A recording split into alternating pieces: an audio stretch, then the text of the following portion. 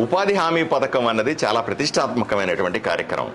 సుమారుగా 100కు పైన పనులు, రోడ్లు వేయడం అయితేనేమి, బిల్డింగ్లు కట్టడం అయితేనేమి, సచివాలయానికి సంబంధించిన పనులు చేయడం అయితేనేమి, నీటి కుంటలు అయితేనేమి, రకరకాల పనులు ఇందులో వస్తాయి. దీన్ని ఎఫెక్టివ్ గా బాగా చేయగలిగితే గ్రామాన్ని అభివృద్ధి చేసుకోవడం సాధ్యమవుద్ది. 100 పని దినాలు తప్పనిసరిగా ప్రతి ఒక్కరికి గ్రామంలో ఇవ్వగలిగితే, రోజుకు 300 రూపాయలు చెప్పున వాళ్లకు డబ్బులు అందించగలిగితే వాళ్ళకి ఇబ్బంది లేని విధంగా ఈ పథకాన్ని తీసుకొని వచ్చినాం. గత జగన్మోహన్ రెడ్డి గారి ప్రభుత్వంలో ఈ పథకం పూర్తిగా నిర్వీర్యమైంది, దుర్వినియోగమైంది. ఎవరైతే వాళ్ళని దాన్ని దుర్వినియోగం చేయడం వల్ల విపరీతమైన అవినీతిమయమైంది. దీన్ని సరిచేయాల్సిన బాధ్యత కూడా కూటమి ప్రభుత్వం మీద ఉంది, మనందరి మీద ఉంది. అందుకనే నేను నా తెలుగుదేశం కార్యకర్తలను గాని, నా జనసేన, నా భారతీయ జనతా పార్టీకి సంబంధించినటువంటి కార్యకర్తలందరినీ రిక్వెస్ట్ చేస్తా ఉన్నాను, ఈ ఉపాధి హామీ పనుల్లో చురుగ్గా పాల్గొనాలని చెప్తాం. దానికి సంబంధించిన ఫీల్డ్ అసిస్టెంట్, వాటికి సంబంధించిన విషయాల మీద కూడా ఈరోజు క్లారిటీతో అందరికీ పంపిస్తా ఉన్నాం. సో దయచేసి నేను మళ్ళీ చెప్తా ఉన్నాను, ఆదోని నియోజకవర్గంలో మనం గెలిచింది ప్రజలకు మంచి చేయాలని, గ్రామాలను అభివృద్ధి చేసుకోవాలని. పెద్దలు గౌరవనీయులు తెలుగుదేశం పార్టీ నుంచి మీనాక్షి నాయుడు గారు అయితేనేమి, అలాగే గుడిసె కృష్ణమ్మ గారు అయితేనేమి, అలాగే భాస్కర్ రెడ్డి గారైనా, శ్రీకాంత్ రెడ్డి అయినా, ఉమ్మి సలీం అయినా సరే, సకులశాల సమాజానికి సంబంధించినటువంటి మారుతిరావు గారైనా సరే, రామచంద్రయ్య గారు అయితేనేమి, వీళ్ళందరూ కూడా ఇదే కోరుకున్నారు.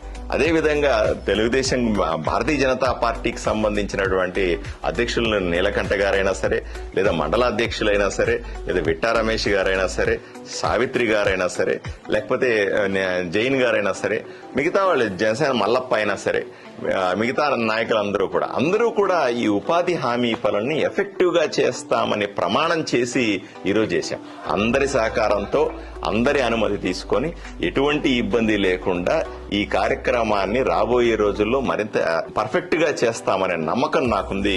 దయచేసి నా తెలుగుదేశం, నా జనసేన, నా భారతీయ జనతా పార్టీ కార్యకర్తలందరూ కూడా ఇబ్బంది పడకుండా దీన్ని ముందుకు తీసుకెళ్లాలని కోరుకుంటా ఉన్నాను. కొంతమంది ఆవేదన వ్యక్తం చేస్తా ఉన్నారు. ఆవేదన వ్యక్తం చేయడానికి కారణం కూడా ఉంది. భారతీయ జనతా పార్టీలో కానీ, తెలుగుదేశం పార్టీలో కానీ, జనసేన పార్టీలో కానీ వైఎస్ఆర్సీపీ కార్యకర్తలు చేరుతా ఉన్నారు అనే భావన కూడా చేస్తా ఉన్నారు. ఏమండి, ఎలక్షన్లకు ముందు మాతో పోట్లాడినారు, ఈ రోజు వచ్చి పార్టీల్లో చేరుతా ఉన్నారు, మాకు ఇబ్బంది కాదా అని అడుగుతున్నా. 100కు 100% అందరికీ కూడా నేను క్లారిఫికేషన్ ఇస్తాను. ఎట్టి పరిస్థితుల్లో ఇబ్బంది పడే అవకాశమే లేదు. అయ్యా, భారతీయ జనతా పార్టీ, జనసేన, తెలుగుదేశం కూటమికి మనకు సుమారుగా 53% ఓట్లు వచ్చినాయి. మిగతా ఈ 53% ఓట్లను రాబోయే రోజుల్లో 75%కి పెంచుకోవాలంటే మరింత మంది కార్యకర్తల్ని, మరింత మందిని గ్రామాల్లో కానీ, మండలాల్లో కానీ, లేదా నియోజకవర్గాల్లో మనం తీసుకోవాల్సిన అవసరం ఉంది. ఎవరెవరైతే మంచి కార్యకర్తలు, ఎవరెవరైతే పార్టీలోకి మన భావాలు నచ్చి, వాళ్ళు కూడా ఎంతో నరకయాతన అనుభవించారు. వైఎస్ఆర్సీపీ పార్టీ కార్యకర్తలందరూ నన్ను వచ్చి కలిసి చెప్తా ఉన్నారు, అయ్యా మేము నరకయాతన పడ్డాము ఈ పార్టీలో అని చెప్తారు. వాళ్ళందరూ కూడా ఈరోజు మన మంచి ఆలోచనలను, కూటమికి సంబంధించిన మంచి పనులను చూసి ఈ పార్టీలోకి చేరాలని కోరుకుంటున్నారు. సో దయచేసి వాళ్ళందరినీ ఆహ్వానిద్దాం. నేను చాలా స్పష్టంగా చెప్తాను, నిన్న దాకా 100కు 100% వాళ్ళెవరూ కూడా ఎలక్షన్ లో మనకు పనిచేయలేదు, మనకు వ్యతిరేకంగా పనిచేశారు. అది నిజం, పచ్చి నిజం. మొట్టమొదట ప్రాధాన్యత ఎవరైతే ఎలక్షన్లో నా గెలుపు కోసం ప్రయత్నం చేశారో తెలుగుదేశం, జనసేన, భారతీయ జనతా పార్టీ కార్యకర్తలకే మొట్టమొదటి ప్రాధాన్యత ఉంటుంది. ఎవరైతే ఈ రోజు పార్టీలోకి చేరుతున్నారో వాళ్ళందరినీ కూడా పార్టీ పని చేయమని అడుగుదాం. కొంతకాలం వాళ్ళు కూడా పరిశీలిద్దాం. వాళ్ళు పని చేస్తున్న క్రమంలో వాళ్ళకి తర్వాత రోజుల్లో బాధ్యతలు ఇచ్చే అవకాశం కూడా ఆలోచన చేద్దాం తప్ప ఎట్టి పరిస్థితుల్లో ఎవరూ కూడా అభద్రతా భావానికి లోను కావద్దు, ఎవరూ భయపడద్దు. వైఎస్ఆర్సీపీ కార్యకర్తలు వచ్చి మన దగ్గర చేరుతున్నారు కాబట్టి అరే మనకు ప్రాముఖ్యత ఉండదేమో అని కొంతమంది భయపడతారు. అది కూడా నిజం కాదు. అందరూ కూడా ప్రశాంతంగా ఉండండి.